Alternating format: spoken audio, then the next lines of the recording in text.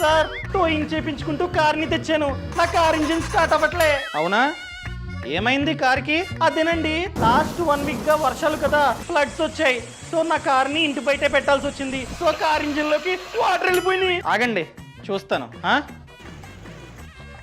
Sir, engine లోకి full గా water పోయినాయి. దాన్ని రిపేర్ చేయడానికి 2 lakhs ఖర్చు అవుతుంది. సార్, ఎంత ఖర్చు అయినా పర్లేదు, నా కార్ కి కాంప్రిహెన్సివ్ కార్ ఇన్సూరెన్స్ ప్లాన్ ఉంది, తీసుకోండి. ఎంత కావాలంటే అంత క్లెయిమ్ చేసుకోండి. ఇదిగో సార్, ఇది కాంప్రిహెన్సివ్ ప్లానే, కానీ ఇన్సూరెన్స్ కంపెనీ చిల్లి గవ్వ కూడా ఇవ్వదు. ఏంటి?